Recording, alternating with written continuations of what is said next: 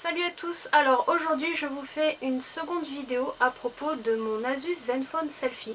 Voilà, donc je rappelle que j'ai été sélectionnée pour tester ce téléphone jusqu'au mois de février. La seule chose à faire était de créer des vidéos en parlant de l'Asus et de ses fonctionnalités et de faire des photos et de les poster tous les 15 jours.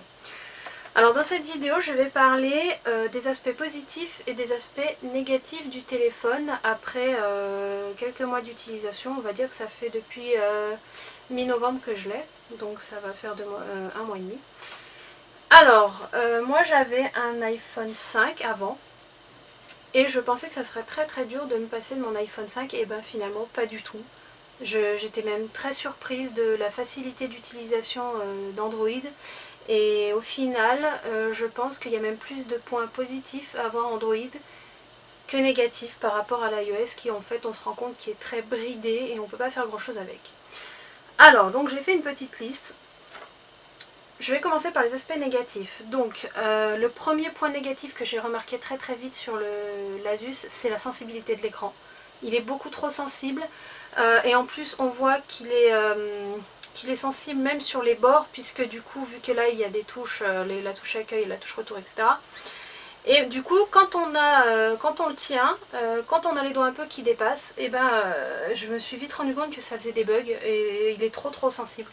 Donc après, on apprend à mettre les doigts comme il faut, mais au début, c'est très gênant. C'est vraiment le gros défaut, on ne peut pas régler la sensibilité de l'écran. On peut l'augmenter justement avec le mode gant, donc ça doit être encore pire. Mais voilà, c'est le gros défaut que je trouve, c'est la sensibilité de l'écran. Dès qu'on... Enfin, ça va de pair d'ailleurs avec le défaut numéro 2 qui est le clavier. Parce que c'est la seule chose que je regrette avec l'iPhone, c'est son clavier.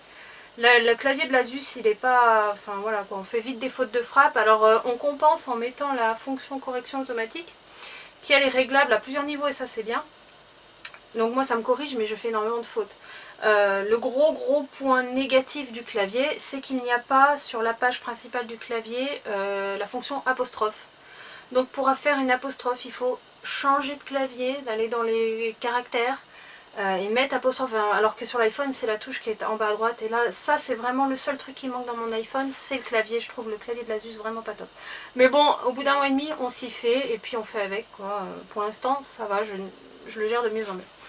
Donc le premier point négatif, c'est donc la sensibilité de l'écran. Le deuxième point négatif, donc c'est ce clavier, mais bon, je pense qu'à force je vais m'y faire. Ensuite, ça m'est venu très vite, c'est les notifications des applications qui n'allument pas l'écran quand le téléphone est en veille. Alors je sais pas si c'est moi qui l'ai mal paramétré ou quoi, mais je me suis vite rendu compte que par exemple quand j'ai une notification Skype, l'écran ne s'allumait pas. Alors que l'iPhone, quand il est en veille, dès que j'ai une notification, l'écran s'allume. Il a fallu donc que j'installe une application qui s'appelle Nils, N-I-L-S, et qui, elle, récupère mes notifications et m'en informe en allumant mon écran quand il est en veille. Et du coup, depuis, j'ai plus de soucis, c'est bien pratique. Donc c'est un petit point négatif. Ensuite, c'est autant un point négatif que positif, c'est qu'il est grand. Il est très grand. Par rapport à un iPhone, je vous montre, voilà, là mon iPhone, voilà, il est très grand. Alors c'est autant un point positif que négatif, parce que pour les vidéos, pour les jeux, c'est parfait. Franchement, je ne pourrais pas passer à un téléphone plus petit. Vraiment, ça reste quand même un bon point positif. Mais quand on a une petite main comme la mienne, et je pense que c'est pour ça qu'ils ont mis le mode une main, on ne peut plus rien faire à une main comme on le faisait rapidement sur l'iPhone. Il faut vraiment le tenir à deux mains à chaque fois. C'est pareil, on s'y fait. Mais du coup, le mode une main, il n'est pas accessible rapidement, donc c'est pas... Enfin... Voilà, je n'utilise jamais le mode à une main pour écrire des textos, mais je pourrais. Au final, je préfère m'habituer à écrire à deux mains. Et souvent, pour l'instant, il m'est déjà tombé plusieurs fois des doigts, parce qu'il est trop grand. Quand on a des petites mains comme les miennes, c'est pas pratique. Donc c'est autant un point positif que négatif, parce que niveau de qualité d'image, du coup, c'est vrai que c'est super. Pour faire des photos, c'est super. Donc 50-50. Ensuite, les paramètres. Alors, quand on vient d'iOS avec ses paramètres tous au même endroit, bien gérés, etc., quand on se retrouve sur Android, on se rend compte que les paramètres, c'est pas tout à fait ça. C'est-à-dire qu'il y a des paramètres qui ne sont pas tous au même endroit. Il y a certains paramètres qui vont être dans les applications et du coup, il faut vraiment savoir s'y retrouver. Je pensais avoir plus de mal avec les paramètres et finalement non, ça va. Mais il faut vraiment, il y a un temps d'adaptation, à savoir que certains paramètres se trouvent directement dans les applications ou pas là où on pourrait y penser. Surtout que Surtout en particulier les paramètres Asus. Il y a plusieurs applications qui gèrent des paramètres du téléphone et donc il faut savoir les trouver. Donc c'est pas tout à fait pratique, mais bon, on s'y habitue. Ensuite, bah du coup, c'est un téléphone qui est assez rare et pas très connu, donc pour les accessoires c'est assez catastrophique. J'ai voulu acheter une housse sur eBay pour pas, enfin je voulais acheter une housse moins chère que celle d'Asus. Donc j'ai commandé une housse et en fait je me suis rendu compte qu'elle était beaucoup trop petite pour mon téléphone, donc ça m'a coûté les frais de retour, etc. Donc du coup j'étais un peu déçue. On trouve très peu d'accessoires pour l'instant pour ce téléphone, c'est un peu négatif, mais bon, voilà, c'est un petit point négatif. Ensuite, ah oui, un autre petit défaut en ce qui concerne les emails, mais alors c'est minime, c'est la façon de les supprimer. Sur l'iPhone, ce qui est pratique, c'est qu'on glisse sur la gauche et on le supprime. Là, il faut cocher chaque email. Si on veut pas tous les supprimer, il faut cocher chaque email et faire supprimer. Alors des fois, quand il y a... Vu, ça rejoint le défaut de la sensibilité de l'écran. Si on clique à côté, on va ouvrir l'email. Enfin bref. Voilà, c'est un petit défaut, mais c'est assez énervant quand, comme moi, on consulte beaucoup ses emails sur le téléphone. C'est... Voilà. Ensuite, alors... Oui, alors j'ai rencontré aussi un petit bug qui apparemment s'est corrigé. C'est quand je changeais le délai de mise en veille. Ça m'arrivait parce que des fois j'ai besoin que le téléphone reste allumé pendant 15, 20, 30 minutes.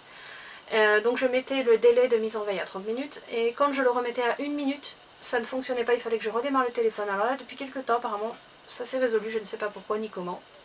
Donc je ne sais pas si d'autres ont eu ce bug, mais bon. C'était assez gênant au début, puis finalement ça s'est réglé.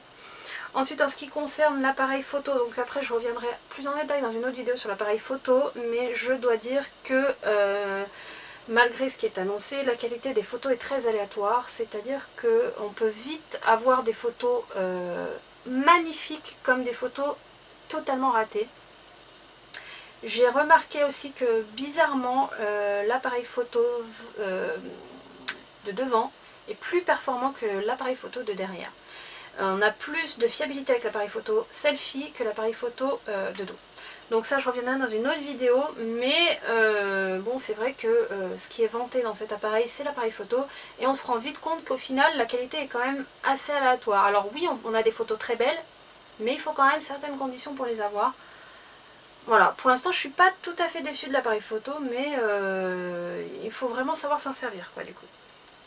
Et enfin, donc je reviendrai aussi dans une autre vidéo pour les vidéos, parce que j'ai eu l'occasion de tester quelques vidéos, dont une vidéo que j'ai fait en concert, et je me suis vite rendu compte que le son ne suivait absolument pas. Alors autant la vidéo est magnifique, vraiment je suis époustouflée de la qualité vidéo, autant le son il ne supporte pas dès qu'il y a de la musique ou un son trop fort, il sature et c'est inaudible, vraiment inaudible. Je vous mettrai la vidéo, c'est inaudible, je vous mettrai ça dans une autre vidéo. Voilà, donc ça c'est les points négatifs que j'ai en tête. J'en ai pas d'autres, peut-être qu'il y en a, mais pour l'instant j'en ai pas d'autres qui me marquent. Je vais passer aux points positifs. Le premier point positif c'est Android, bien évidemment. Android qu'on peut personnaliser à foison et ça c'est super, j'ai vraiment aimé. Changer de thème, changer la police, enfin c'est infini ce qu'on ne peut absolument pas faire sur l'iPhone et qui est frustrant. On peut vraiment personnaliser à fond et ça c'est top. Android est vraiment intuitif, j'adore vraiment ce truc. Donc au final un autre point positif qui est aussi un point négatif, la qualité des photos. On peut avoir des photos de super qualité, c'est vraiment génial. Et il y a énormément de modes, sincèrement j'ai pas encore eu le temps de tous les tester, donc quand je ferai ma vidéo sur les photos je les aurai peut-être pas tous testés, mais j'essaierai de vous mettre des photos des différents modes. Donc comme je le disais, un point négatif qui est aussi un point positif, la taille de l'écran. L'écran est vraiment super. Et du coup pour les vidéos, pour les jeux, enfin on ne s'en passe plus. La taille de l'écran, on ne s'en passe plus. Donc voilà. Donc comme je le disais, la qualité vidéo. Parce que alors la qualité vidéo, mis à part le son, la vidéo, mais elle est magnifique. Vraiment, là j'ai filmé, je vous mettrai la vidéo, un bout de vidéo que j'ai filmé en concert. Même en concert, vu la luminosité généralement, enfin on n'arrive jamais à avoir des super vidéos. Magnifique. Je vous mettrai une autre vidéo aussi avec mes chats. Enfin, quand on s'approche d'un sujet, il fait la mise au point tout seul. Enfin, il nous fait une macro magnifique en vidéo. Je suis vraiment contente de la qualité de vidéo. Dommage pour la qualité du son quand le son est trop fort. Mais quand c'est une vidéo normale, ça passe tout à fait. Ensuite, le gros point positif qu'il n'y a pas sur l'iPhone, c'est la possibilité d'extension avec une micro SD. Et ça, c'est génial. Je ne l'ai pas encore fait, je pense que je le ferai parce que le gros point négatif de mon iPhone qui m'a donné vraiment envie de me séparer de mon iPhone, c'est sa capacité de mémoire. J'ai un iPhone, donc le moins cher, qui est à 16 Go et c'est clairement impossible. Déjà, iOS prend lui 2 ou 3 Go si ce n'est pas plus. Dès qu'on fait 3 photos, ça y est, c'est terminé. Donc vraiment, ça, c'est ce qui m'a fait vraiment, qui m'a donné envie de changer de téléphone, c'est la capacité. Et donc là, on a, je crois, 32 Go plus, donc on peut je sais plus combien on peut rajouter, je le mettrai peut-être dans la vidéo, on peut rajouter, et là vraiment ça c'est vraiment, je sais que ça disparaît de plus en plus dans les téléphones pour nous forcer à acheter des stockages en ligne, mais là sincèrement je suis vraiment contente. Aussi je ne l'ai pas noté dans ma liste, mais ce qui est bien c'est qu'on peut mettre 2 cartes SIM, donc on peut avoir 2 lignes différentes sur le téléphone, ce qui est assez rare aussi, et qui sincèrement pour l'instant ça ne me servira pas, mais pourquoi pas. Ensuite, il y a plein de petites fonctions gadgets que je trouve vraiment mais super sympas. Je les ai pas toutes découvertes parce que j'ai pas encore vraiment eu le temps de chercher. Donc par exemple, le mode une main, hein, l'écran réduit. Ça, je l'utilise pas mais je pense que ça peut être pratique. Le mode gant, donc qui lui augmente la sensibilité de l'écran. Je ne l'ai pas testé encore, mais ça c'est super pratique. J'ai remarqué aussi, par hasard, j'ai trouvé la fonction filtre bleu, c'est-à-dire que c'est une fonction qui, quand elle est activée, supprime la lumière bleue du téléphone. C'est la lumière qui nous empêche de nous endormir le soir si on reste trop longtemps sur notre téléphone. Donc l'écran devient légèrement jaune au bout de quelques secondes, on se rend même plus compte qu'on a activé cette fonction. Et j'ai remarqué qu'effectivement ça me fatiguait moins les yeux le soir quand je suis sur mon téléphone. Et du coup cette fonction, c'est une petite fonction gadget mais elle est pratique. Donc voilà, après il y a plein d'autres petites fonctions sympas. J'ai pas eu le temps de toutes les tester, mais les raccourcis sur la page d'accueil, pour tout ce qui est widget, ça c'est vraiment un truc qu'il n'y a pas sur iOS et qui est top, c'est les widgets. Les widgets c'est génial, on peut mettre des widgets de tout. Moi j'ai mis par exemple, l'accès à mes contacts, et de l'autre côté j'ai mis un calendrier. Parce que j'ai souvent des rendez-vous, etc. Donc là, je peux mettre mes rendez-vous tout de suite sur le calendrier. Enfin, il y en a plein, il y a la météo, bref, les widgets, c'est vraiment super. Et l'énorme point positif aussi que je vais mettre, c'est la possibilité de fermer toutes les applis en cours d'une seule fonction. Je ne comprends pas pourquoi ce n'est toujours pas sur iPhone, et c'était vraiment le calvaire. Là, on a donc cette petite fonction là en bas à droite, et qui nous permet, hop, de tout fermer. Et ça c'est génial parce que ça vide la mémoire. Donc il y a aussi une autre fonction que j'appellerai dans les fonctions gadgets, qui est la fonction que l'on voit ici, là où il y a marqué, c'est la puissance et optimisation.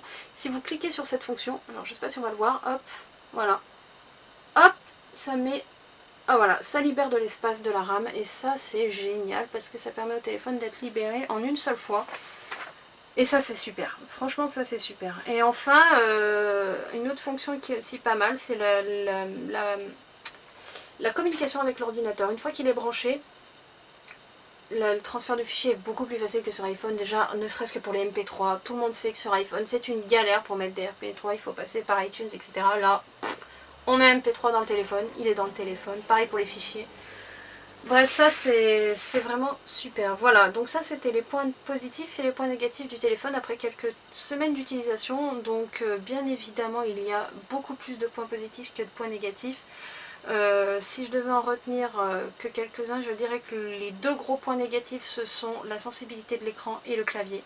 J'ai encore du mal avec le clavier, j'ai cherché les applis pour voir s'il y avait des claviers comme sur l'iPhone et malheureusement non. Les claviers ne sont pas personnalisables au point de choisir l'emplacement des touches et je trouve ça vraiment dommage parce que l'apostrophe me manque énormément. Donc je corrige ça avec la correction automatique et elle me rajoute mes apostrophes en devinant. Donc j'ai appris à utiliser la correction automatique et mon propre dictionnaire, donc je rajoute mes propres mots. C'est un peu plus long mais au final on s'y fait, mais ça reste quand même un gros point négatif. Et la sensibilité de l'écran qui me fait perdre énormément de temps des fois. Enfin voilà, il faut apprendre à faire avec. On s'y habitue, ça prendra du temps, mais voilà, c'est les deux gros points négatifs. Ensuite, les deux autres, enfin 2-3 autres points gros positifs, je dirais que c'est Android. Android est un bon système au fil des années, il s'est bien amélioré, toutes les applis qu'on veut on les trouve, il n'y a plus comme avant ou des déficits par rapport aux applis qu'on trouve sur iPhone et sur Android. Sincèrement pour l'instant toutes les applis que j'utilisais sur iPhone, je les trouve sur Android et il n'y a pas de problème. Donc Android, sa personnalisation, l'intuitivité, voilà, c'est beau, c'est pratique, Android c'est top. Et donc du coup, quand même je dirais l'autre gros point positif c'est la taille de l'écran malgré tout. Malgré que ce soit pas évident à prendre en main, je dirais que la taille de l'écran c'est un réel plaisir. Voilà. Donc voilà les deux points positifs et les deux points négatifs. Donc dans la prochaine vidéo, je vais parler, sur mon petit papier, je vais parler donc de l'appareil photo. Voilà. Donc je vous dis à la prochaine. À bientôt!